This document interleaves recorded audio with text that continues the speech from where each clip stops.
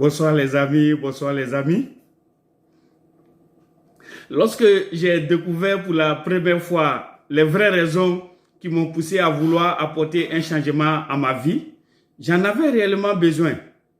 J'étais fatigué de cette vie estudiantine que je menais jusqu'à l'âge de 32 ans. Aussi, je ne tirais plus plaisir de cette étude universitaire à ne point finir.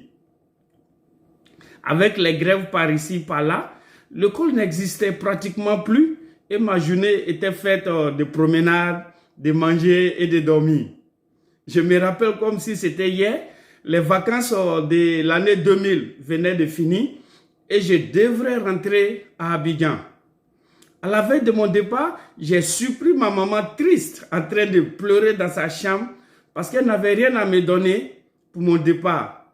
Et cela fut pour moi un événement très difficile à surmonter car à cet âge, je devrais être en train de travailler et venir en aide à ma maman financièrement. Au lieu de ça, c'est moi qui étais dans le besoin.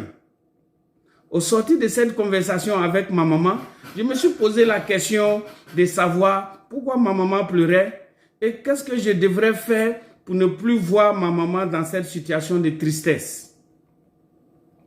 La réponse était toute simple. Je devrais aller faire ce que la majeure partie des personnes refusent de faire dans le but d'avoir ce que ces personnes n'en ont pas.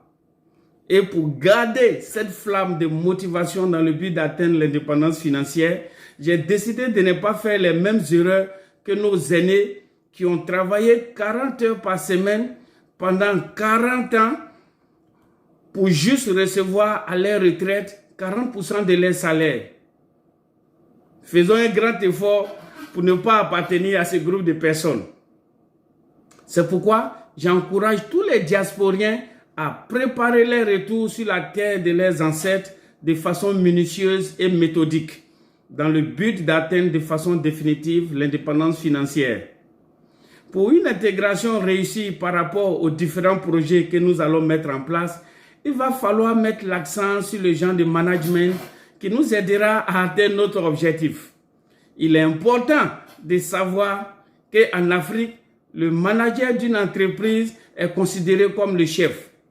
Tous les employés lui doivent du respect et ils doivent exécuter à la lettre ce que le chef leur dit de faire.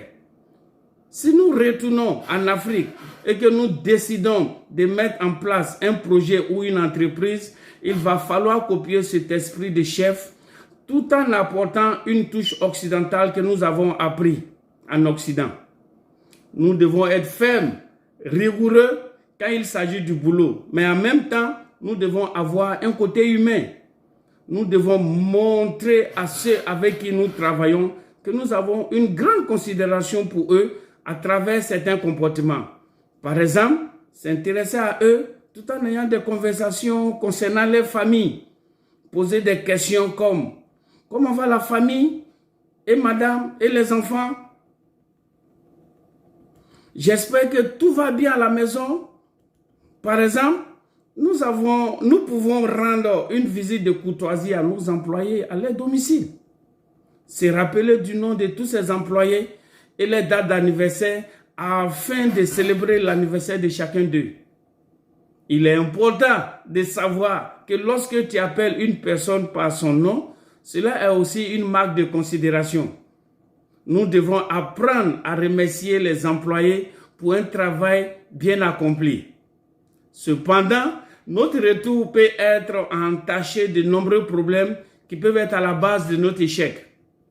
J'ai un ami qui est rentré définitivement en Afrique il y a de cela 3 ans et voici quelques conseils qu'il m'a prodigués. Surtout, si vous envisagez rentrer en Afrique, cela vous aidera aussi.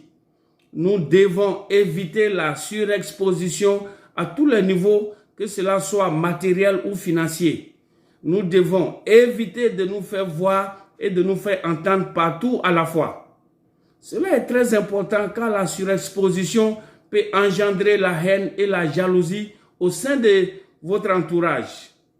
Nous avons même entendu que certaines personnes ont été victimes de coups bas et de trahisons, ce qui a conduit à des empoisonnements. Alors soyons humbles.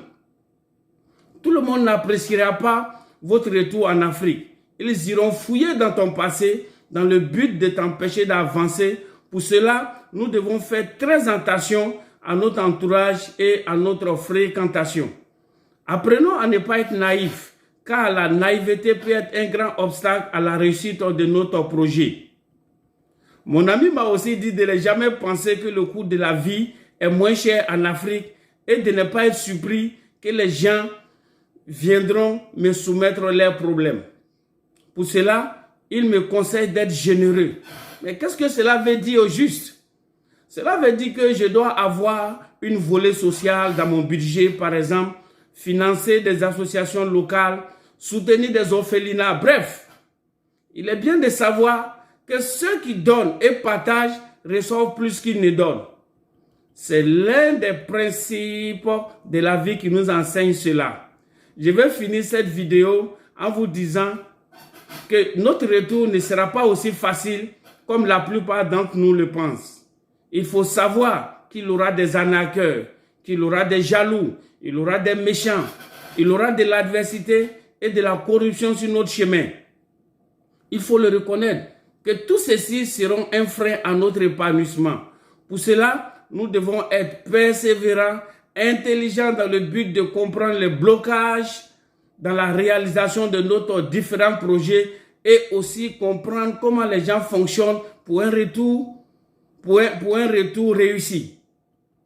Si vous avez aimé la vidéo, likez et partagez pour que ces conseils puissent arriver à tous ceux qui hésitent ou qui doutent encore pour le retour en Afrique. Merci et à bientôt pour le prochain numéro sur le retour en Afrique.